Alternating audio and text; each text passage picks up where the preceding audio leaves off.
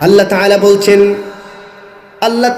বলছেন আল্লাহু ওয়ালিয়ুল্লাযীনা আমানু ওয়া ইউখরিজুহুম মিনায-যুলুমাতি ইলান-নূর। আল্লাহ তাআলা এই আয়াতের মধ্যে বলছেন, বান্দা যখন মুমিন হয়ে যায়, একটা বান্দা যখন আল্লাহকে তার প্রভু হিসেবে গ্রহণ করা শুরু করে, যদি মুমিনের মতো মুমিন হইতে পারো রে বান্দা, তুমি তো জানো না আমি আল্লাহ নিজেই তোমার বন্ধু হয়ে যায়। শুধুমাত্র কি তাই? না, শুধুমাত্র তাই না। লক্ষ্য করেন, গভীর মনোযোগ। এরপরে আবার আল্লাহ বলছেন ওয়া ইউখরিজুহুম মিনায-যুলুমাতি ইলান-নূর। আল্লাহ তাআলা এই আয়াতের অংশের মধ্যে বুঝিয়ে দিয়েছেন, যদি আমি আল্লাহ তোমার বন্ধু হয়ে যাই, তোমার সমস্ত ফিতনা থেকে বাঁচিয়ে নিয়ে আসব। জোরে পড়েন না সুবহানাল্লাহ। সত্য না মিথ্যা? কোনো সন্দেহ? তাহলে জোরে পড়েন সুবহানাল্লাহ। শুধুমাত্র তাই নয় রে বান্দা, শুধুমাত্র তাই নয়, ওয়া ইউখরিজুহুম মিনায-যুলুমাত।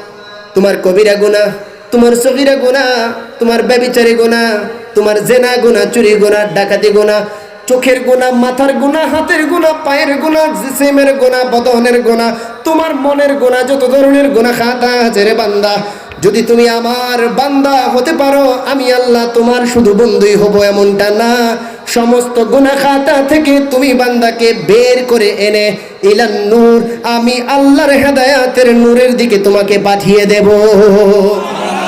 আরো জোরে বলেন আল্লাহু আকবার। এই হেদায়েত আমরা চাই কি চাই না? কে চান? দুই হাত তুলে বলি, চাই কি চাই না? আল্লাহ তাআলা কবুল করুন। আল্লাহু আকবার। ইয়া রাসূলুল্লাহ, আহলে সুন্নাত ওয়াল জামাত জিন্দাবাদ, হযরত মাওলানা ইমরান হোসেন সাহেব জিন্দাবাদ। প্যারা হাজিরিন, গভীর মনোযোগ। এই ঘোষণাটা কার? এটা কিন্তু আমার কথা না, ইটস আ ডিক্লারেশন ফ্রম আল্লাহ সুবহানাহু ওয়া তাআলা টু ইউ অল, আপনাদের সবার জন্য।